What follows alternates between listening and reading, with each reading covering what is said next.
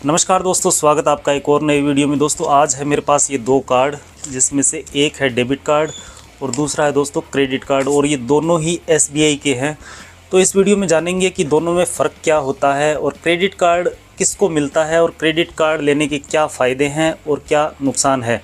कैसे अगर आप एक क्रेडिट कार्ड यूज़ करते हो तो आप फाइनेंशियल ट्रैप में फंसते जाते हो। तो दोस्तों सबसे पहले बात कर लेते हैं कि दोनों में फ़र्क क्या रहने वाला है। तो दोस्तों ये देख सकते हो आप, दोनों के दोनों देखने में सेम लग रहे हैं और दोनों ही SBI के हैं।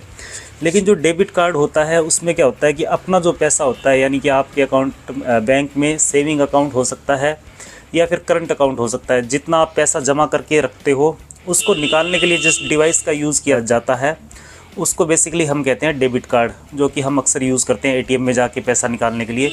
तो वो होता है डेबिट कार्ड।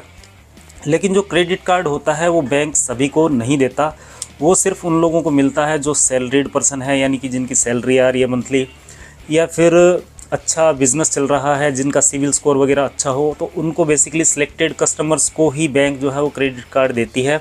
अब दोस्तों क्रेडिट कार्ड होता क्या है कि क्रेडिट कार्ड बेसिकली एक ATM कार्ड जैसा ही कार्ड होता है, यानी कि डेबिट कार्ड जैसा ही कार्ड होता है। उसमें बैंक आपको एक लिमिट देती है। मान लीजिए कि अगर आपको 10,000 रुपये का क्रेडिट कार्ड दिया जाता है तो इसका मतलब ये होता है कि आप 10,000 रुपये की शॉपिंग कर सकते हो, फ्यूल भरवा सकते हो या फिर कैश भी निकलवा सकते हो। कुछ बैंकों के जो क्रेडिट कार्ड होते हैं उसमें कैश निकालने की भी फैसिलिटी आपको प्रोवाइड की जाती है। तो वो पैसा जो आपको दिया जाता है, यानी कि 10,000 रुपये की आपको मान लीजिए लिमिट दी गई है, तो उस पैसे को आप बिना किसी इंटरेस्ट के 1.5 महीने तक यूज़ कर सकते हो। यानी कि 45 दिन का इनका साइकिल होता है। उसके बाद फिर इसका बिल जनरेट होता है और बिल जनरेट होने के बाद आपको बेसिकली वो पैसा पे करना होता है और इसका कोई भी चार्ज आप बैंक आपसे नहीं लेती।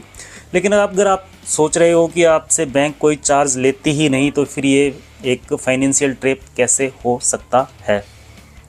तो दोस्तों इसके बारे में बात करते हैं कि ये बेसिकली फाइनेंशियल ट्रैप इस प्रकार से है कि ये उन लोगों को दिया जाता है जो पैसे अच्छे कमाते हैं।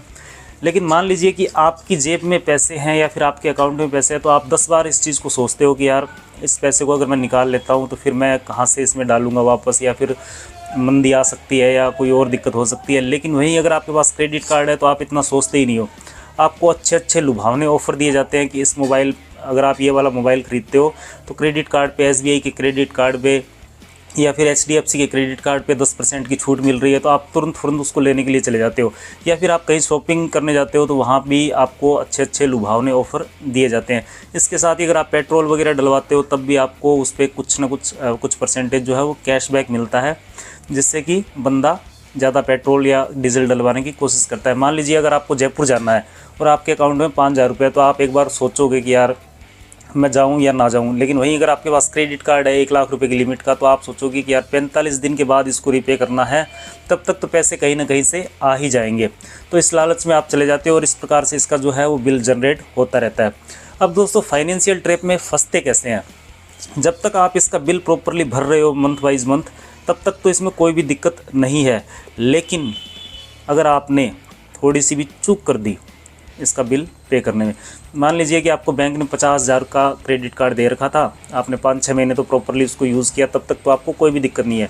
मान लीजिए आपकी जॉब छूट गई या फिर बिज़नेस अच्छा नहीं चल रहा या फिर कोई और दिक्कत हो जाती है, आपके पास किसी भी प्रकार से पैसों की अगर कोई भी दिक्कत आ जाती है और आप उसका बिल पे नहीं कर पाते, तो दोस्तों आपको बैंक जो है वो 2 ऑप्शन देती है। एक होता है मिनिमम ड्यू का, यानी कि अगर 50,000 रुपये का आउटस्टैंडिंग है, यानी कि 50,000 रुपये का आपको बिल पे करना था क्रेडिट कार्ड का, आपने जो लिमिट यूज़ करी थी, आप या तो उसको पूरा पे कर दीजिए। अगर पूरा पे कर देते हो तब तो उस पर कोई भी दिक्कत नहीं रहती। लेकिन अगर आप मिनिमम पे करते हो, मिनिमम पे होता है 50,000 का, लगभग 3-3.5 के आसपास, तो वो अगर पे करते हो तो वो सारा का सारा पैसा दोस्तों इंटरेस्ट और फाइनेंस चार्ज में ही चला जाता है। ऐसा नहीं है कि उसमें से जो आपके 50,000 के आउटस्टैंडिंग है उसमें से कम होगा, बिल्कुल भी कम नहीं होगा। यही सबसे बड़ा ड्रॉबैक है कि इसमें लगभग 40 से 45% पर एनम इंटरेस्ट लगता है आउटस्टैंडिंग बैलेंस पे, जो कि मार्केट में मान लीजिए आप 5 रुपये प्रति सैकड़ा जो हम उठाते हैं बाज़ार से, उससे भी थोड़ा सा ज़्यादा ही होता है। इसके अलावा इनके और भी चार्जेज होते हैं, तो ये आपको मंथली पे करना पड़ेगा। और आप अगर इसमें डिफ़ॉल्ट कर देते हो उसके बाद तो इसकी पेनल्टी, रिकवरी एजेंट, नोटिस, पता नहीं क्या क्या हो जाता है।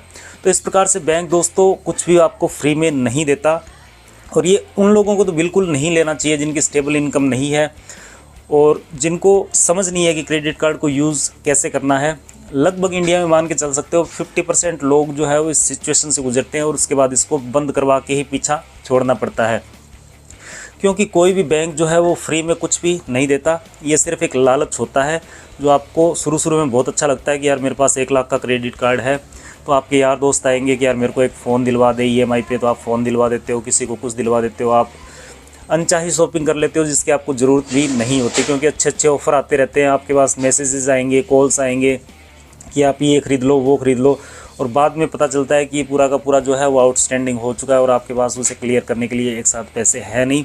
तो दोस्तों आप मिनिमम ड्यू पे करते रह जाओगे, लेकिन इसका बैलेंस बिल्कुल भी कम नहीं होगा, जितना आउटस्टैंडिंग है उतना ही। तो आपने दोस्तों ज़रूर सुनी होगी कि धोखा हमेशा सुंदर ही होता है, तो देखने में काफ़ी अच्छी चीज़ लगती है स्टार्टिंग में, और जो लोग यूज़ करते हैं वो इसको थोड़ा बढ़ा चढ़ा के भी बताते हैं कि मेरे को क्रेडिट कार्ड मिल गया है, क्योंकि ये बैंक सबको तो आपको पता है देती नहीं है, तो ये कुछ लिमिटेड लोगों को मिलता है जिनके पास ऑलरेडी पैसे होते हैं। तो इस वजह से दोस्तों मैं ये समझाने की कोशिश कर रहा हूँ आपको कि इस चीज़ से जितना हो सकता है बचने की कोशिश कीजिए। ये सिर्फ एक स्कैम है, और स्कैम क्या है, एक अट्रैक्टिव फाइनेंशियल ट्रैप है आपको फंसाने का। इससे क्या होता है कि कंपनियों की सेल बढ़ती है। अब सेल कैसे बढ़ती है कि इस पे जैसे 10% कैशबैक दे दिया या फिर 10% डिस्काउंट दे दिया HDFC के क्रेडिट कार्ड पे, SBI के क्रेडिट कार्ड से, तो कंपनियों के मोबाइल बिकते हैं धड़ल्ले से और आप कर्जे में डूबते जाते हो। तो इसलिए दोस्तों इन चीज़ों को अवॉइड करना चाहिए, जितना हो सके सेविंग अकाउंट में पैसा रखें, डेबिट कार्ड से निकलवाएं और शॉपिंग करें। ये चीज़ें फाइनेंशियल ट्रैप के अलावा कुछ भी नहीं है, क्योंकि मैं इनको यूज़ कर रहा हूँ और मुझे इस चीज़ का अच्छे से पता है। तो दोस्तों ये था आज का ओवरऑल वीडियो। उम्मीद करता हूँ कि वीडियो अच्छा लगा होगा। इससे रिलेटेड कोई क्वेरी हो तो आप बेझिझक कमेंट बॉक्स में नीचे कमेंट करके पूछ सकते हैं, मैं उसका रिप्लाई करने की कोशिश करूँगा। मिलते हैं ऐसे नेक्स्ट वीडियो में, तब तक के लिए जय हिंद, जय भारत।